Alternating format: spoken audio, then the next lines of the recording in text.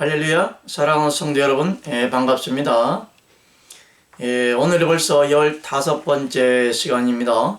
그동안 여러분들에게 말씀을 드리면서 하나님의 생명을 이루는 근간인 새 생명의 고백을 하지 않은 것 같아서 여러분들이 이 새 생명의 고백을 잘 이해하고 여러분 머릿속에 각인이 된다면 하나님의 말씀을 듣는 데에 크게 깨달음이 있으리라 믿습니다.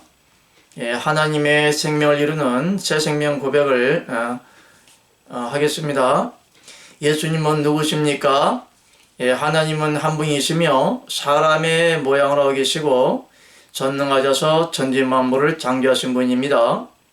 그러므로 예수님은 여호와 하느님 아버지 전체가 다 하늘에서 이 땅에 내려오시어 마리아의 뱃속에서 사람이 되신 분이기 때문에 곧 아들이요 영계하신 아버지요 성령이십니다. 예수님이 하나님이시면서 사람이신 이유는 여호와 하나님이 직접 오셔서 사람이 되셨기 때문에 예수님과 아버지는 하나이시고 하나이신 예수 안에서 아버지는 하나님이시고 예수님은 하나님의 아들이십니다. 하나님이 사람이 되셔서 전 인류의 죄를 담당하셨기 때문에 믿는 자들의 죄가 깨끗게 되는 것이요 그 깨끗게 된 자들에게 십자가에 못 박혀 죽으셨다가 3일 만에 부활하신 예수 그리스도께서 그리스도의 영으로 믿는 자 속에 들어오시어 믿는 자를 대신하여 사심으로 믿는 자들로 믿는 자 속에 계시는 그리스도 영 때문에 하나님의 아들들이 되게 하신 분이 예수 그리스도입니다. 아멘. 할렐루야. 이 말씀을 경청하시면서 하나님의 생명을 얻고자 하는 여러분들에게 벌써 말씀이 나간 지가 15번째 시간이 되었습니다. 단문 여러분들이 하나님의 말씀을 들으면서 이해가 가지 않는 부분이 있다 할지라도 끝까지 경청하여 들으시면 여러분들에게 하나님의 새 생명의 영을 부어주시기 때문에 여러분들이 날로 심령이 변화가 되며 육체로 죄를 짓지 않는 거룩한 삶과 하나님께서 원하시는 진리 가운데에 나아갈 수 있는 하나님의 큰 은혜를 주시리라 믿습니다. 여러분들에게 이 말씀을 들을 때에 여러분들이 이 설교의 말씀을 들을 때에 부족한 저를 통하여 전하여 말씀이 세상적인 간증이나 사람의 귀를 즐겁게 하는 말이나 간증이나 때로는 지나친 영적인 이야기는 하고 있지 않음을 여러분들이 새삼 깨달으시길 바랍니다. 이유즉슨 저 또한 얼마든지 천국과 지옥에 대한 간증, 또한 영적 질서에 대한 간증, 또한 세상에 하나님을 믿으면서 체험적으로 느끼는 수많은 간증을 말씀을 드릴 수가 있겠습니다마는 그러나 이와 같은 것은 하나님의 생명을 얻는 것과는 좀 거리가 먼 경향이 없지 않아 있어서 다시 말씀드린다면 하나님의 생명을 얻는 본질과는 좀 거리가 먼 것 같아서 여러분들에게 좀 딱딱한 말씀인 것 같지만은 진리의 말씀을 전함으로 여러분들이 이 말씀을 듣기에 조금 어려운 부분이 없지 않아 있습니다.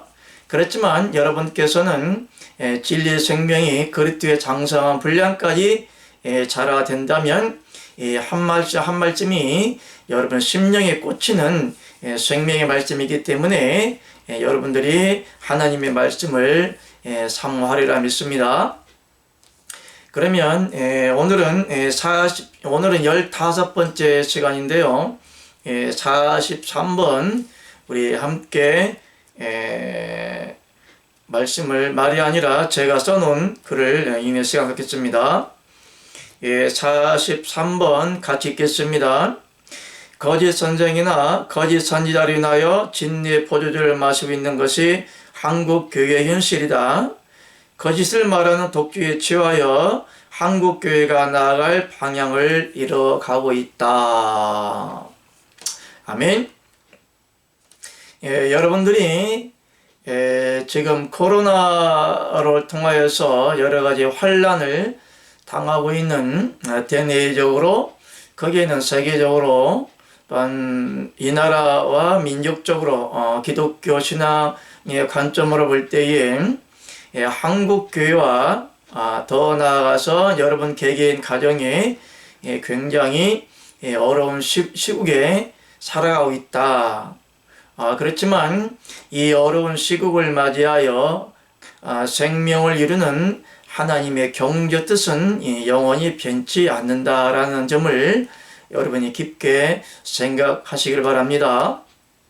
지금 우리 전 세계적으로 우리나라뿐만 아니라 각 나라가 코로나 바이러스를 통해서 어려움을 당하고 있는데요. 이와 같은 질병적인 환난은 예수님 당시에도 있었고요. 모세 때도 있었고요. 이스라엘 백성들도 수많은 환난과 어려움을 겪은 것을 알 수가 있는데요. 의학이 발달한 지금 이 시대에도 세균으로 인한 질병을 통하여서 많은 고통을 당하고 있는데요. 옛날에도 수없이 많은 질병을 통하여서 하나님을 믿는 백성 또는 이방인들까지라도 어려움을 겪는 것을 알 수가 있는데요. 아무튼 이 질병을 여러분들이 지혜롭게 잘 헤쳐나가기를 부탁드리고요. 이와 질병 같은 것은 하나님께서 허락하시고 또한 하나님께서 역사하심이 아님을 여러분들이 깨달으시 바랍니다. 세상은 하나님께서는 세상의 모든 질서와 질병, 생로병사라고 하죠. 사람이 태어나고 늙고 병들고 죽는다. 이것은 자연적인 이치인 것입니다. 그러면 우리에게 환난이 왔을 때에, 어려움과 시험이 왔을 때에 이것이 무엇 때문인가? 성경에서는 사람에게 환난과 어려움과 죽음을 당하는 것은 사람이 죄를 지었다든지 하나님의 뜻에 부합된다든지 하나님의 뜻을 거스리는 하나님을 대적하는 그런 역사 가운데에 하나님이 징계하심 따라 환난과 시험과 연단이 있던 것을 성경을 통하여서 우리가 알 수가 있는데요. 그러므로 지금 여러분들이 코로나 바이러스에 직면하여 거의 1년이 넘어서 거의 2년을 향해서 지금 가고 있는데요. 이 코로나 바이러스를 통하여서 사람이 얼마나 무지하고 나약하며 연약한 존재인지를 여러분들이 깨달으시길 바라며, 코로나 바이러스는 영원토록 지속되는 것이 아니고 언젠가는 끝나갑니다. 그렇기 때문에 여러분들이 조금만 더 인내를 하시고 여러분들이 이 어려운 시기에 정말로 이 사람의 연약함과 나약함을 깨달아 하나님의 뜻을 받들어 또 하나님께 더욱더 나아가 하나님을 기쁘게 해드리는 여러분들이 되시기를 주님의 이름으로 축복합니다. 그러므로 지금 코로나 바이러스뿐만 아니라 한국 교회가 독주를 마신 것과 같이 영적으로 비틀거리고 있는 그런 현실에 우리가 지금 직면할 수가 있는데요. 그러므로 하나님의 영적인 계시나 영적인 영감이나 하나님께서 영적으로 사역하는 사역자를 통하여서 말씀하지 아니하시면 이 어려운 시기를 또한 한국 교회와 현실에 대해서 깨달을 수가 없는데요. 그러므로 조금만 여러분들의 생각하고 조금만 하나님의 입장에서 한국교회를 바라보신다면은 여러분께서는 한국교회의 현실에 대해서 깨달을 것입니다. 그러면 하나님께서 이사야서 24장 7절에서 12절 말씀을 통하여 한국교회의 영적인 현실에 대해서 말씀을 하여 주신 것 같아서 이 말씀을 한번 골라봤습니다. 이사야서 24장 7절에서 12절 말씀을 우리 함께 읽겠습니다.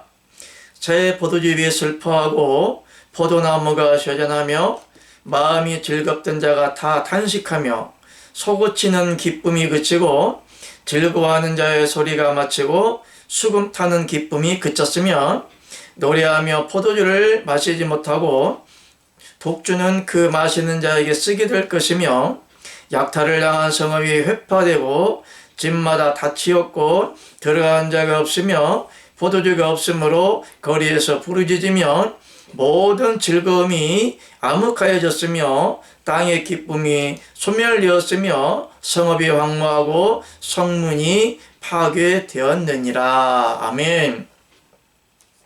굉장히 무서운 말씀이 열거되고 있는데요.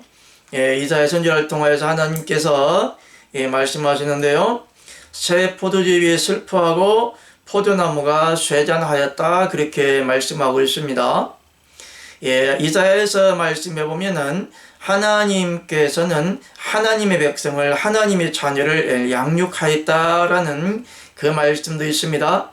그렇지만 이 백성들이 하나님의 진리와 생명을 얻는 구원 얻는 진리의 말씀을 벗어나서 하나님을 대적하는 거짓 진리 가운데 살아감으로 문 영혼들이 사망에 이르는, 곧 멸망에 이르는 그런 현실에 처할 수가 있었는데요. 그러므로 이스라엘 백성들이 하나님의 뜻을 깨달아 바로 돌이킨다면 하나님께서는 회복하는 그런 역사를 이루어 주시겠지만은, 그러나 이사야 선지를 통하여서는 굉장한 무서운 말씀이 나갑니다. 새 포도주 위에 슬퍼하고 포도나무가 쇠잔하였다, 그렇게 말씀하고 있습니다. 성경에서 포도나무 가지나 포도나무 열매나 새 포도즙은 하나님의 진리의 말씀, 진리의 성령, 구원 얻는 하나님의 바른 진리를 말씀하고 있습니다. 그러므로 새 포도즙이 슬퍼한다, 그렇게 말씀하고 있습니다. 이것은 어디까지나 비유의 말씀입니다. 포도즙이 사람처럼 인성이 있습니까? 하나님처럼 신성이 있습니까? 아니면 동물처럼 움직이거나 생각을 합니까? 그런데 이 말씀 보면 새 포도즙이 슬퍼한다, 그렇게 말씀하고 있습니다. 이것은 영적인 비유인 거죠. 포도즙이라고 하는 것은 하나님의 말씀입니다. 포도주나, 이건 포도주는 예수님의 피를 말합니다. 포도즙은 하나님의 생명을 이루는 하나님의 진리를 말하고 있습니다.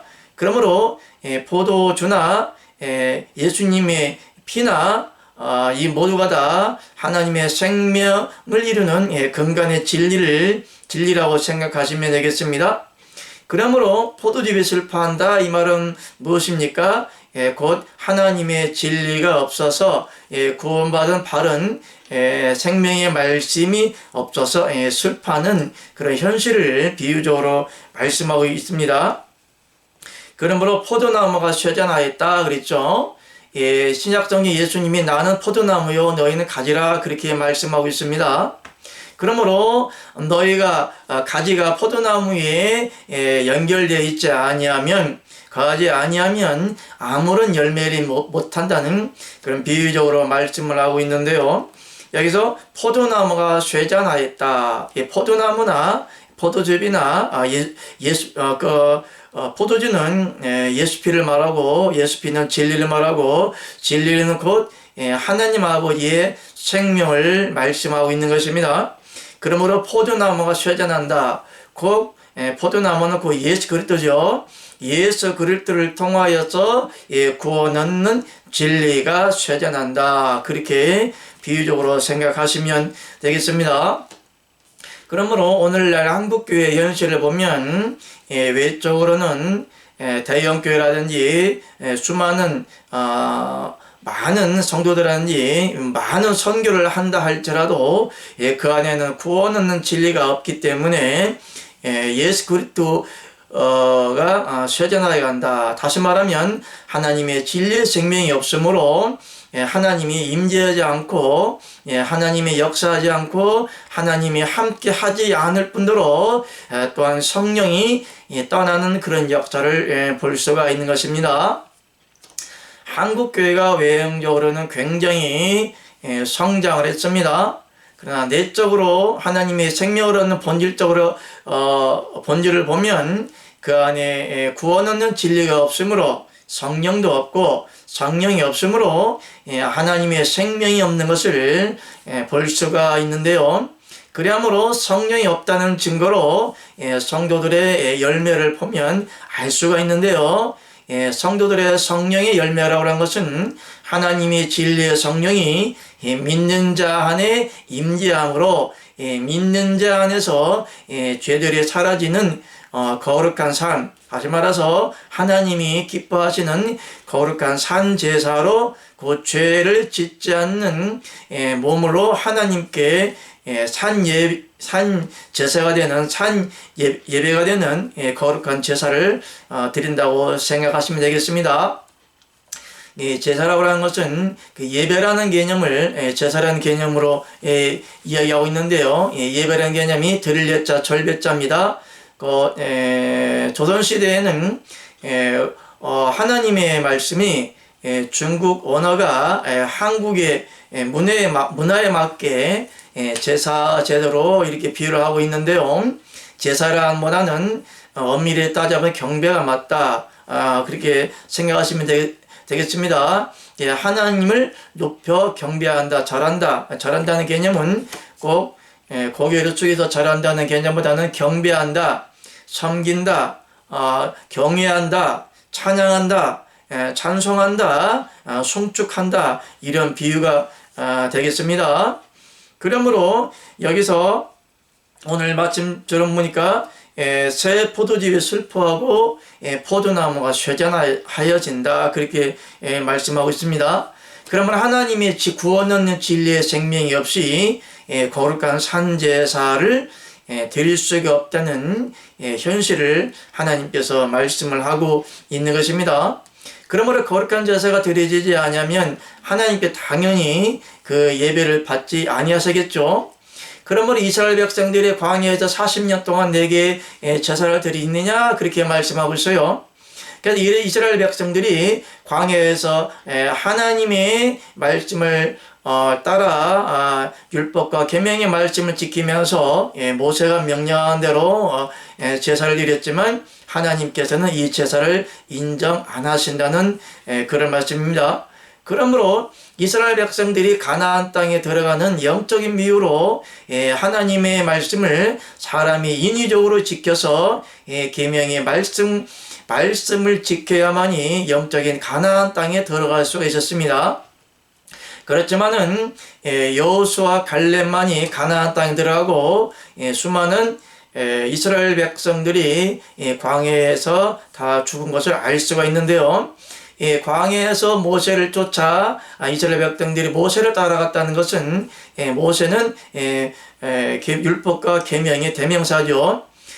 왜냐하면 모세를 통하여서 하나님께서 율법의 계명의 말씀을 주었고 그 계명의 말씀을 이스라엘 백성들이 지켜 행함으로 영적인 천국에 간다는 하나님의 거대한 프로젝트, 시나리오적인 하나님께서 스토리를 이렇게 써놓았기 때문에 다만 모세를 통하여서 출애굽을 통해서 애굽에 들어가기까지 이런 율법과 계명의 말씀들은 여러분들이 영적으로 하나님의 진리의 말씀과 계명이 지켜짐으로 천국에 간다는 모형적인 비유로 받아들이면서 여러분 안에서 하나님의 계명과 말씀이 지켜지며 죄가 사라지며 여러분 안에 사시는 그리스도로 인하여서 여러분들이 천국에 들어갈 수 있다는 그런 영적인 하나님의 생명의 언약을 여러분이 믿으시기를 주님의 이름으로 축복합니다. 오늘 또 이사야서 24장 9절 말씀에 보면 노래하며 포도주를 마시지 못하고 독주는 그 마시는 자에게 쓰게 될 것이며 그렇게 말씀하고 있습니다. 이사야 24장 9절 말씀 중에 보면은 포도주를 마시지 못한다 그렇게 말씀하고 있어요. 여러분들이 교회 다니시면서 성찬식을 한두 번쯤은 하였으리라 그렇게 생각합니다. 성찬식의 의미는 예수님의 살과 피, 예수님의 살을 비유하는 떡과 예수님의 피를 의미하는 포도주를 마시는 것을 기념하라 그렇게 말씀하고 있습니다. 그러나 이 성찬식 자체가 구원을 받는 것이 아닙니다. 어디까지나 비유고 기념입니다.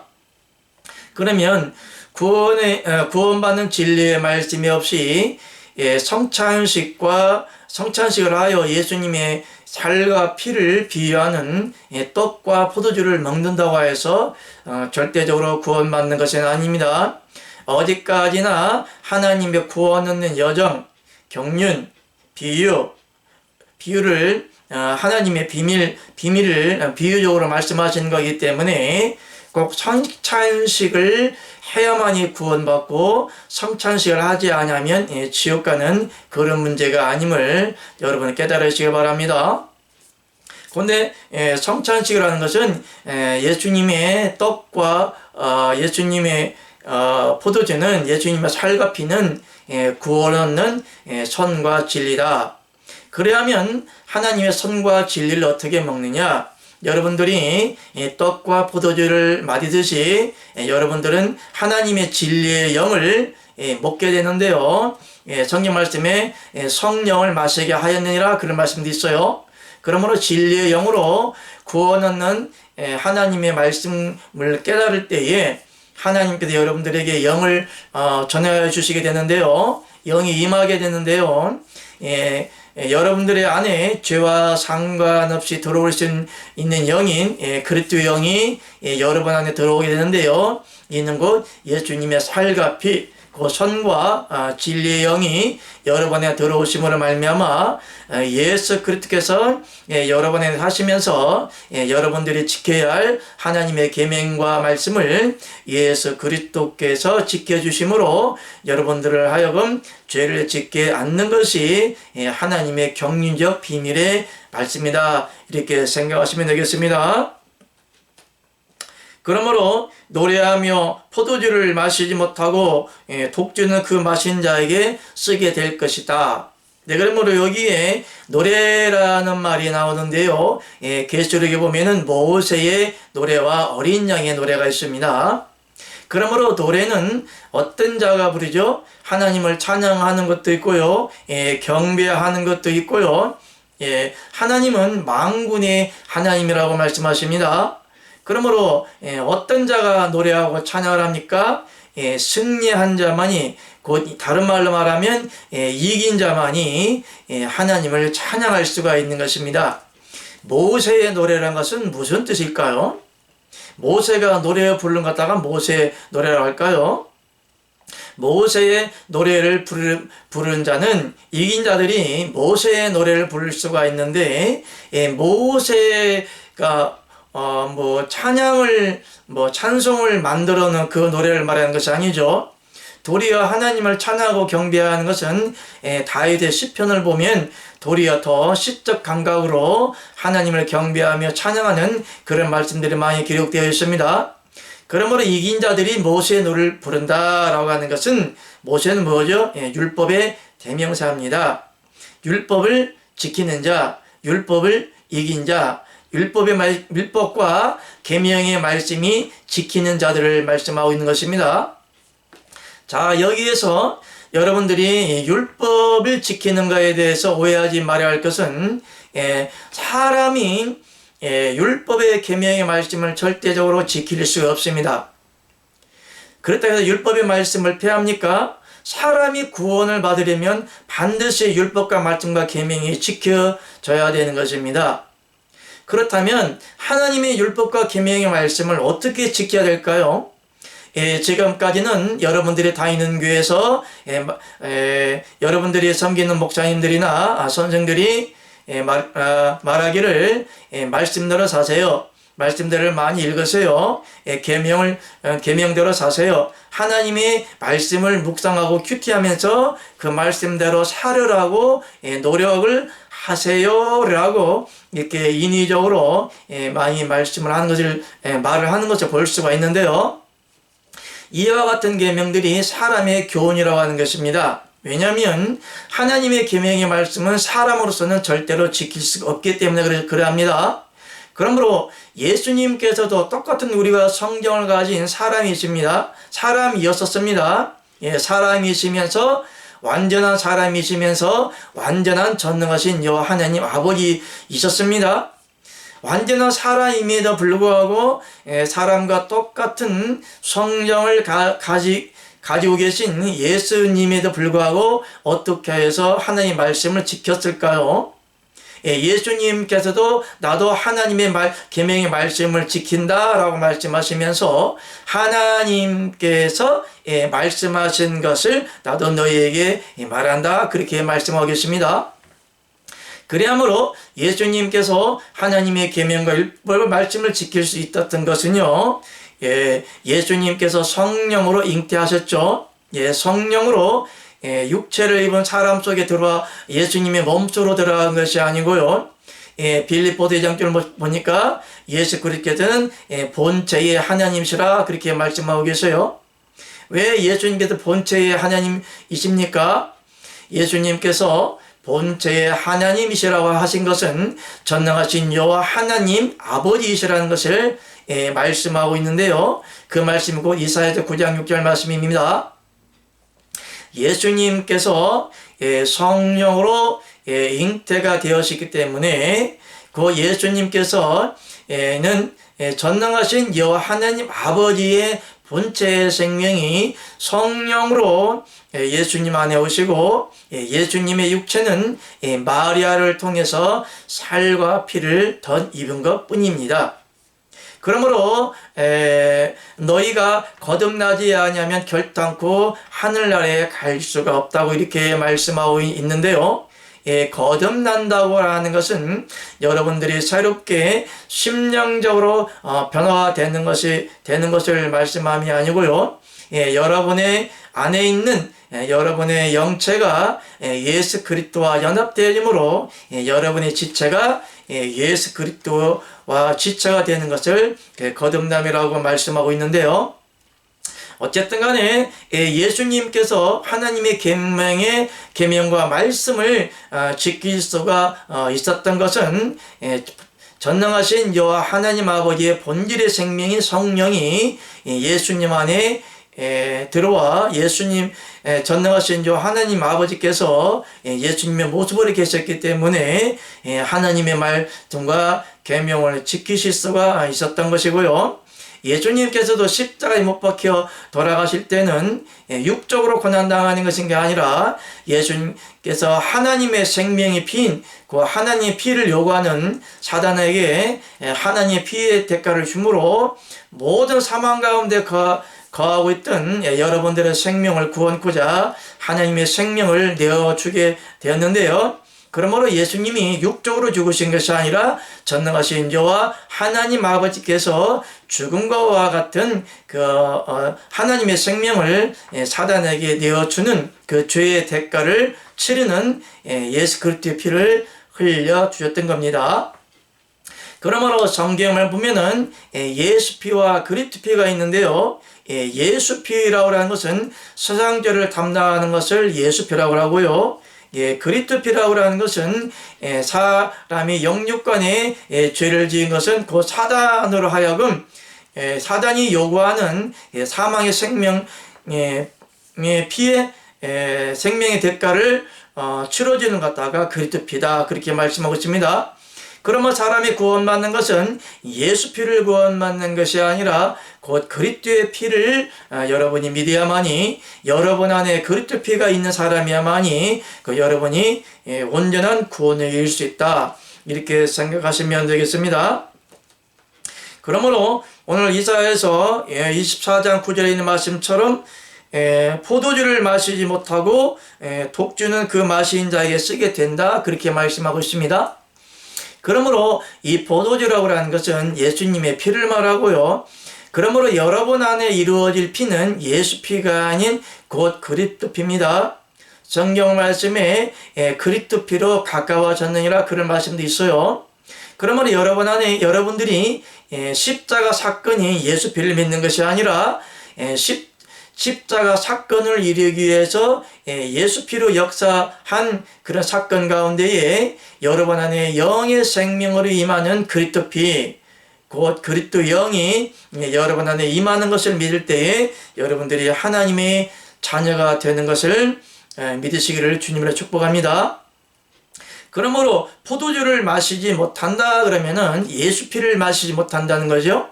다시 말하면 그리스도 피를 마시지 못한다는 겁니다. 그리스도 피는 영적인 하나님의 생명을 말씀하고 있는 것입니다. 그러므로 하나님을 믿으면서 여러분들이 하나님의 자녀로서 구원받는 것은 여러분 안에 그리스도 피, 그리스도의 영이 임해야 되는 것입니다. 그런데 음행한 설교, 음란한 설교, 영적인 거짓 진리를 전하는 거짓 목사들이 하나님 피인 그리스도 피와 그리스도 영을 받지 못하도록 사단의 계략에 넘어가서 사단의 종이 되므로 거짓의 말씀을 전하게 되는데요. 예수님이 구름 타고 임재한다, 구름 타고 재림한다, 천사장과 함께 나팔소리로 예수님이 언젠가는 종말의 마지막에 재림으로 구름 타고 온다, 이렇게 전하고 있습니다. 이 말씀 또한 문자적으로는 전혀 틀린 말이 아닙니다. 그러나 하나님께서는 내가 영을 전하노라, 내가 너에게 이런 말이 영이요 생명이라 그렇게 말씀하고 있습니다. 살리는 것은 영이니 육은 무익하니라, 내가 너 이런 말이 영이요 생명이라 그렇게 말씀하고 있습니다. 그러므로 하나님을 믿는다는 것은 사람의 눈으로 보이게 임하지 아니하시는 하나님의 진리의 영이, 곧 그리스도의 영이 여러분 안에 임하는 것을 믿어야만이 여러분이 하나님의 자녀로서 구원을 받을 수가 있는 것입니다. 그러므로 사단은 지금 몇천 년 동안 거짓의 영을 전하면서 한국에도 거의 150년 동안 이 거짓의 영을 전함으로 모든 사람이 다 그렇지만은 않습니다만은 여러분들이 10중 8구 예수님이 구름 타고 마지막 날에 재림한다, 또한 휴거당한다, 예수님이 언젠가는 이 환난 때에 재림주로 올 것이다 라고 이렇게 여러분들이 생각하고 계실 것입니다. 이것은 여러분 영 안에 사단이 거짓의 영을 뿌림으로 거짓의 영에 인박혔기 때문에 그 사단의 영과 거짓의 생명과 연합되어졌기 때문에 여러분들은 그렇게 재림주를 기다리고 있다고 생각하시면 되고요. 사단은 사람의 영과 혼과 생각을 주관하기 때문에 여러분들이 곧 사단의 종이 되어서 예수님의 재림을 기다리고 있는 슬픈 현실에 살아오고 있다, 그렇게 생각하시면 되겠습니다. 그러므로 한국교회는 포도주를 마심으로 곧 진리의 영을 먹음으로 여러분 안에 임재하는 그리스도의 영을 여러분이 먹음으로 그 성령을 먹음으로 여러분이 구원을 받을 수가 있는 것입니다. 그러므로 예수님께서는 볼지어다 내가 문 밖에 서서 두드리노니 누구든지 문을 열면 내가 그로 들어와 그로 더불어 먹고 그는 나로 더불어 먹으리라, 그렇게 말씀하고 있어요. 무엇을 먹을까요? 예수님과 함께 무엇을 먹을까요? 예수님이 여러분 영혼을 살리기 위해서 선과 진리의 영을 전해주고 베풀어주고 나누어 줄 때에 여러분들이 진리의 영, 선과 진리의 영인 그리스도의 영을 먹을 때에 예수님의 살과 피를 먹는 비유로 말씀하고 있는 것입니다. 예수님께서 여러분 안에 들어가시면 여러분들이 하나님의 진리의 말씀을 깨달을 수 있도록 하나님께서 지각의 영을 열어 놓으시고요. 여러분들의 눈을 열어서 하나님의 비밀의 말씀을 깨닫게 해주시는데요. 성경을 읽을 때에 전능하신 여 하나님은 한 분 하나님이시며 예수님의 인성이고 신성이시고 여러분 안에 하나님의 경륜의 비밀에 따라 여러분에 들어와 사시면서 여러분을 통하여 하나님의 자녀가 되며 여러분의 영과 하나님의 영이 통일됨으로 연합되어짐으로 하나님의 자녀가 되는 그 비밀의 말씀을 깨닫게 하여 주시는 것입니다. 그러므로 한국교회는 예수님이 재림의 영으로 하나님의 나라는 눈에 볼 수 있게 임하는 것이 아니니 여기 있다 저기 있다 말지 너희 안에 있다고 분명하게 말씀하시고 계십니다. 여러분들이 하나님의 자녀가 되며 구원 얻는 조건은 하나님의 나라인 예수 그리스도께서 여러분 안에 있어야만 되는 것입니다. 하나님의 나라가 여기 있다 저기 있다 말지니 어디에 있다 너희 안에 있느니라. 자, 그러시면 여러분 안에 하나님의 나라인 예수 그리스도께서 어떻게 임재합니까? 그냥 하나님을 믿기만 하고 있습니까? 지금도 재림 예수를 기다리고 있습니까? 절대로 여러분 안에 하나님이신 예수 그리스도께서 여러분 안에 들어가실 수가 없습니다. 이것은 거짓의 영이 거짓질을 퍼뜨려서 여러분들에게 진리의 영을 받지 못하기 때문에 여러분이 10년, 20년 하나님을 믿어도 전혀 변화가 안 되는 것을 알 수가 있습니다. 그러면 또 11절 말씀을 보겠습니다. 이사야서 24장 11절 말씀. 포도주가 없으므로 거리에서 부르짖으며 모든 즐거움이 암흑하여졌으며 땅의 기쁨이 소멸되었으며 12절 성읍이 황무하고 성문이 파괴되었다 그렇게 말씀하고 있습니다. 포도주가 없으므로 거리에서 부르짖는다 그렇게 말씀하고 있습니다. 호세아서 말씀 중에 보면 이 백성이 먹을 양식이 없어서 줄임이 아니요 마실 물이 없어서 가림이 아니라 무엇이 없다고 말씀드렸죠. 네, 맞습니다. 하나님의 말씀이 없으므로 줄이고 가란다고 말씀하고 있습니다. 오늘날 한국교회에 말씀이 없습니까? 하나님의 말씀을 모르는 목사도 있습니까? 최한 목사 자격증을 받으려면은 박사 자격증이 있는 것이 기본입니다. 또한 최하 몇십 년은 하나님을 믿은 사람들이 목사 되는 것이 현실력입니다. 그렇지만 목사 되는 과정이 중요한 것입니다. 목사 안수를 받는 것이 중요한 것이 아니라 어떠한 경로를 통하여서 목사 안수를 받고 하나님께 세움 받았는지에 대한 경로가 다시 말하면 과정이 중요한 거죠. 그러므로 사도 바울도 예수님께 직접 가르침을 받은 육적인 사도는 아니라 할지라도 하나님의 영적인 사도로 세우려 말미암아 하나님의 비밀의 말씀을 깨달아서 진리의 복음을 전하는 것을 알 수가 있는데요. 지금은 예수님께서 승천하셨기 때문에 세상에 계시지 아니하시고 2000년 전에 계셨던 분이시기 때문에 예수님을 만날 수는 없습니다. 그렇지만 지금도 예수님이 돌아가신 후에 부활하시고 사도 바울을 만나서 영적인 사도로 세워주었던 것처럼 지금도 하나님의 비밀의 말씀을 열어서 영적인 사도를 세워서 진리의 말씀을 전하시는 것을 알 수가 있는데요. 어쨌든 간에 여러분들이 하나님의 진리의 말씀, 진리의 바른 성경 말씀을 깨달은 그 진리의 과정을 통하여서 여러분들 바른 진리의 교훈을 깨달아 또한 진리의 말씀을 배워서 하나님이 영적으로 세운 영적인 사도로 세워받을 때에 하나님께 인정받는 사도다, 선지자다, 목회자다 이렇게 말씀을 드릴 수가 있습니다.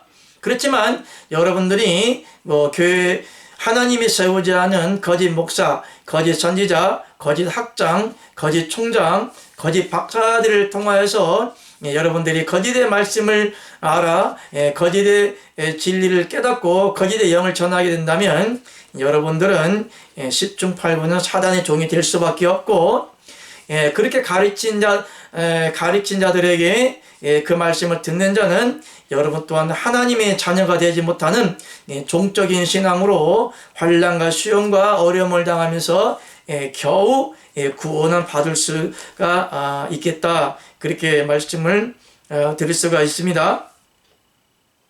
그러므로 포도주가 없으면서 거리에서 부르진다. 그렇게 말씀하고 있습니다. 그러면 오늘날도 수많은 사람들이 하나님의 진리의 말씀과 진리의 생명을 얻고자 하나 그 진리의 말씀이 없어서 방황하면서 목자 없는 양과 같이 방황하면서 유린당하면서 그 사단에게 유린당하면서 영적으로 보면 성령도 없고 진리도 없고 말씀도 없고 생명이 없어서 그 영혼의 생명 상태가 사단이 쳐놓은 올무에 걸려서 영혼이 기진맥진하며 혼비백산하며 여러분들이 그 영적으로 시험과 환난 당하는 것을 볼 수가 있고요. 영적으로 생명 상태를 확인해 보면 성령도 없이 사단의 종이 되어서 사망의 길로 가는 것을 많이 볼 수가 있는데요. 아무튼 여러분들이 이 진리의 말씀을 바로 받음으로 여러분들의 생명의 길로 인도함을 받는 하나님의 자녀가 되기를 주님의 이름으로 축복합니다. 그러면 이사야서 28장 7절 말씀 보시겠습니다.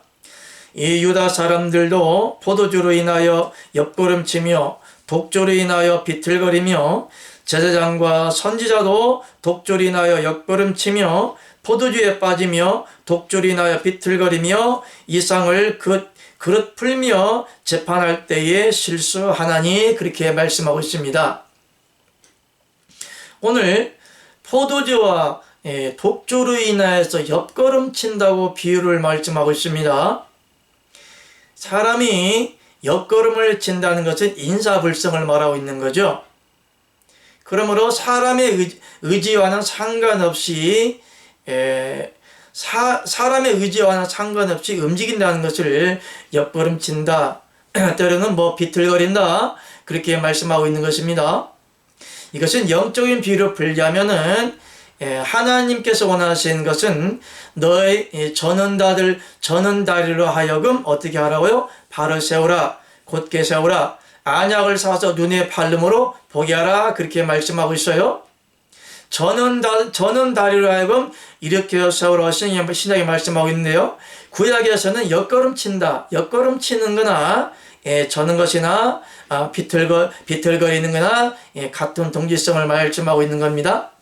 쉽게 말하면 사람으로서의 행실을 못한다는 거죠. 영적인 비유로 말하면 영적인 하나님의 사람으로서 하나님의 자녀로서의 올바른 행함과 행실이 없다는 것을 비유적으로 말씀하고 있는 것입니다. 그러므로 온전한 사람, 완전한 사람, 하나님께서도 너희가 하나님의 온전하신 것 같이 너희도 온전하라. 그렇게 말씀하고 있어요. 하나님처럼 온전한 사람은 온전한 걸음을 걷겠죠.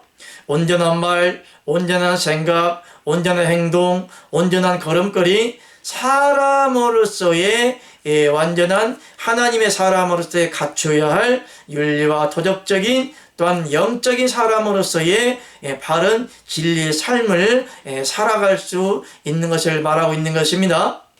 그런데 독주나 포도주로 인하여서 옆걸음친다, 옆으로 걸어간다, 사람의 구실과 사람의 행실을 하지 못하는 것을 말하고요. 하나님 보시기에 이성 없는 짐승과 같은 삶을 살아가는 비유적으로 옆걸음친다, 비틀거린다 그렇게 말씀하고 있는데요. 여러분들이 영적인 현실을 보시면 됩니다. 성경 말씀만 포도주와 독주를 통하여서 비틀거린다는 것을 지식적으로만 받아들여서는 안 되지요. 그러면 여러분 자신은 저와 여러분들 자신을 돌아봐야 되는 것입니다. 내가 하나님 보시기에 바른 영적인 삶이 사라지고 있나, 살아가고 있나, 하나님의 영적인 생명으로 살아가고 있나 한 번쯤은 생각해 보아야 될 것입니다. 그러므로 비틀거린다는 것은 하나님의 영적인 주관적인 삶에 인간의 주관적인 삶을 덧붙이는 것 같다가 비틀거린다, 그렇게 생각하시면 되겠습니다.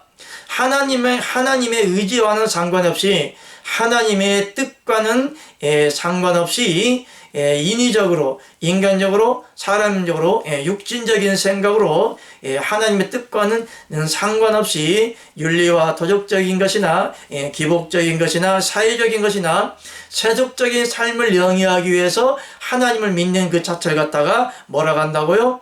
옆걸음치거나 비틀거린다. 곧 다른 길로 간다. 딴 길로 간다. 성경에 하나님께서 말씀하시기를 내 생각과 네 생각은 다르다, 그렇게 말씀하고 있는 것입니다. 그러므로 여러분들이 하나님을 믿으면서 여러분들이 지금 바른 정도의 길, 진리의 길, 생명의 길, 하나님께서 원하시는 좁은 길로 가고 있다면은 여러분들에게 가리키는 그 목사나 그 말씀이 진리 말씀이 될 것이고요. 여러분들이 하나님을 10년을 믿고 20년을 믿었어도 여러분 삶에 전혀 변화가 없다거나 성과가 없다거나 여러분 마음에 하나님을 사랑하는 마음이 없다거나 여러분의 영적인 삶이 변화가 되지 않는다면 여러분은 하나님과는 상관없는 비틀거리는 진리 가운데에 옆걸음치는 거짓 진리 가운데에 하나님을 거짓의 영으로 믿고 있다, 그렇게 생각하시면 될 것 같습니다. 그러면 44번 우리 함께 읽겠습니다. 포도주로 인하여 비틀거린다는 말은 하나님의 백성들이 하나님을 아는 진리를 알지 못하여 방황한다는 말이다. 사단을 제거할 진리의 성령이 없어서 영혼들이 기진하고 있다. 아멘. 여러분들이 하나님을 믿어도 여러분들의 의지와는 상관없이 사단이 이끄는 대로 따라간다면 여러분들이 독주나 포도주를 마시며 여러분의 의지와는 상관없이 옆걸음치는 것처럼 여러분들의 의지와는 상관없이 시험이 옵니다. 환난이 옵니다. 어려움이 옵니다. 코로나 바이러스도 여러분의 의지와는 상관없이 왔지 않았습니까? 여러분이 간다고 해서 가는 것도 아니죠. 그러면 여러분의 의지와는 상관없이 코로나 바이러스가 임하여서 환경에 어려움을 처하는 것처럼 구약 시대에도 보면 하나님을 믿는 이스라엘 백성들이 하나님의 진리 가운데 바로 서지 못하고 하나님의 말씀을 대적한다든지 모세를 대적한다든지 하면 어마어마한 환난과 시험과 연단이 오므로 광야에서 죽임을 당하는 것을 볼 수가 있는데요. 이 시기에도 마찬가지로 하나님과는 의지와 상관없이 여러분의 의지와는 상관없이 여러분들에게 이유 없는 환난과 어려움이 온다면 한 번쯤은 이 환난과 어려움이 왜 오는지를 깊게 생각을 하시면서 여러분들 바른 진리에 서 있나, 하나님이 기뻐하는 삶을 살아가나 깊게 생각하시기를 주님의 이름으로 축복합니다. 그러므로 하나님께서는 징계는 모두 다 받는 것이거늘 징계가 없으면은, 징책이 없으면 사생자라고 그렇게 말씀하고 있습니다. 하나님이 사랑하신 자라면 반드시 징계를 하고 징계를 하십니다. 왜냐하면 여러분들의 영을 살리시기 위하여서 여러분들이 죄를 짓지 않도록, 죄악 가운데 나아가지 않도록 여러분들의 영혼을 살리기 위해서 때로는 하나님께서 어려운 고난과 고통을 줄 때가 있는데요. 그러므로 하나님께서 말씀하시기를 고난이 내게 무엇이라 유익이다, 그렇게 말씀하고 있는 것입니다. 그러므로 여러분들에게 환난과 어려움이 올 때, 여러분의 환난과 어려움이 올 때 하나님을 생각함으로 애매히 온 고난을 참으면, 하나님을 생각함으로 고난과 연단을 참으면 복이 되겠지만 하나님과 상관없는 연단이 온다면 이 연단은 절대 끝나지 않고 연단을 계속 이어가 환난이 이어지면서 여러분들의 영혼뿐만 아니라 공고해질 것입니다. 그렇다면 하나님의 영, 하나님의 성령, 하나님께서 임재한, 하나님이 임각한, 하나님께서 간섭하시는 환난과 연단이라면 성경 말씀에 나의 육체는 후패하나 나의 영은 날로 뭐 한다고요? 새롭다.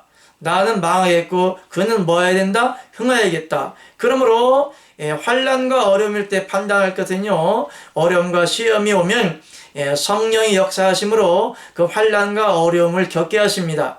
곧 이기게 하십니다. 곧 승리케 하십니다. 그러므로 어떤 환난과 어려움이 온다 할지라도 마음에 성령의 역사하는 그 기쁨 따라 희락을 가지게 되는 것입니다. 내 육체가 망해도, 나의 사업이 망해도, 나의 가정이 망해도, 나의 자식이 죽어도 누구만을 생각하게 됩니까? 하나님만을 생각하게 되죠. 그 힘이 어디서 옵니까? 여러분 안에 있는 성령의 힘을 힘입어서 하나님만을 생각하게 되어 있습니다.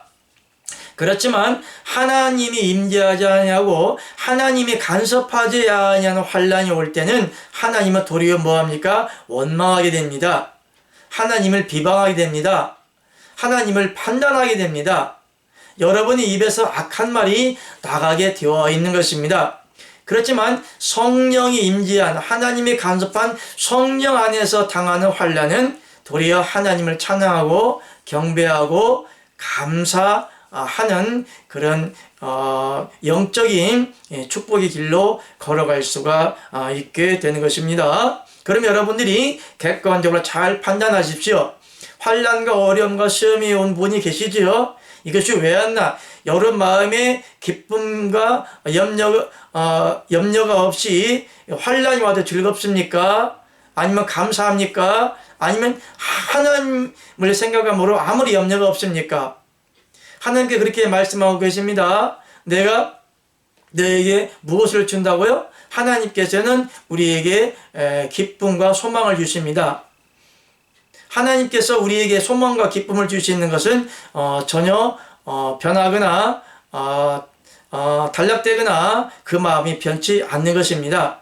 그러므로 하나님께서 우리에게 화평을 주는, 내가 너에게 화평을 주는데 이 화평은 세상이 주는 화평과 다르다, 평안과 다르다, 그렇게 말씀하고 있습니다. 내가 너에게 화평과 평안, 내가 너에게 평안을 주느니 내가 너에게 주는 평안은 세상이 주는 평안과 다르다, 그렇게 말씀하고 있습니다. 그러므로 환난과 시험과 연단이 있다 할지라도 하나님이 주신 환난과 연단은 평안합니다.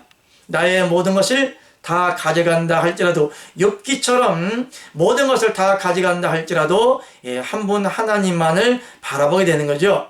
욥이 연단을 당한과 환난과 연단 당하는 것도 하나님 입회하에, 하나님이 간섭하에 욥의 생명은 터치하지 아니하는 그런 환난 가운데 있다 할지라도 욥은 하나님으로부터 오는 연단임을 알고 도리어 하나님을 회개하고 하나님을 찾게 되죠.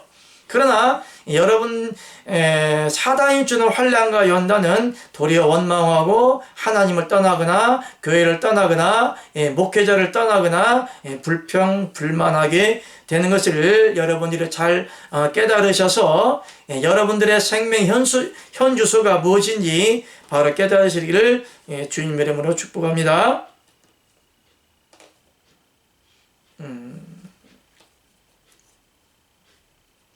그러면 호세아서 4장 1절 말씀 우리 함께 읽겠습니다. 이스라엘 자손들아, 여호와의 말씀을 들으라. 여호와께서 이 땅 거민과 쟁변하시나니 이 땅에는 진실도 없고 인애도 없고 하나님을 아는 지식도 없다, 그렇게 말씀하고 있습니다. 물론 호세아 선지자를 통하여서 이스라엘 백성들에게 말씀하신 것도 있지만요, 오늘날도 이 말씀을 통하여서 우리에게 책망에 말씀하고 계시는데요. 이 땅에는 진실도 없고 인애도 없고 하나님 알아는 지식도 없다. 그러므로 성령이 없다는 증거죠. 성령이 없는 자는, 성령은 그 진리의 성령을 말씀하고 있습니다. 그 여러분 안에 보혜사 성령, 진리의 성령, 곧 여러분의 임재할 수 있는 그리스도 영이 올 때는 그 안에 성령도 있기 때문에 하나님이 진리의 말씀을 깨달아 진실과 진리의 말씀이 있게 되는 것이고요. 그러므로 하나님의 생명의 속성인 성령이 있는 자는 문 영혼들을 사랑하는 인애도 있게 되는 것이고요. 또한 하나님의 진리의 말씀을 깨닫게 됨으로 하나님을 아는 한 분 하나님을 바로 알아 그 비밀의 말씀을 깨닫기 때문에 지식도 있게 되는 것입니다. 그러므로 하나님을 아는 것이 지혜의 근본이다. 그러면 하나님께서는 정직한 자에게는 완전한 지식을 준다, 지혜를 준다, 그렇게 말씀하고 있습니다. 그러므로 여러분들이 하나님께 나아갈 때는 먼저 하나님을 믿는 것도 좋지만 무엇을 믿느냐? 하나님을 섬기는 좋은데 무엇을 어떻게 어떤 방법으로 섬기냐가 중요한데요. 무엇보다도 먼저는 하나님을 아는 지식, 하나님을 아는 지혜, 하나님 아는 진리의 성령을 받고서 하나님을 바로 알고 바로 섬길 때에 여러분들이 완전한 하나님의 사람으로 살아갈 수가 있는 것을 여러분들이 깨달으시기를 주의 이름으로 축복합니다. 이사야서 1장 5절, 이사야서 5절에 6절 말씀만 보고 마치겠습니다. 너희가 어찌하여 매를 더 맞으려고 더욱 패역하느냐? 온 머리는 병들었고 온 마음은 피곤하였으며 발바닥에서 머리까지 상한 곳이 없이 상한 것과 터진 것과 새로 맞은 흔적뿐이오늘 그것을 짜며 싸매며 기름으로 유하게 함을 받지 못하였도다. 아멘. 너희가 어찌하여 매를 더 맞으려고 더욱 패역하냐? 온 머리는 병들었고 온 마음은 피곤하였다. 그렇게 말씀하고 있습니다. 이 말씀 중에 보면 사람이 병들 때에 머리만 병듭니까? 근데 사람이 병든 데에는 머리뿐만이 아니라 오장육부를 비롯하여 머리 끝에서 발까지 다 병이 들 수 있는 연약한 육체지요. 근데 오늘 비유적으로 말씀하기를 온 머리는 병들었고 마음은 피곤하였다. 왜 머리가 병들었다고 말씀했을까요? 그냥 오장육부 오늘날 말하면 너희가 이가 다쳤다거나 간이 간암이 들렸다거나 췌장이 됐다거나 아니면 오장육부를 말하지 왜 머리가 병들었다고 말씀해 놓을까요?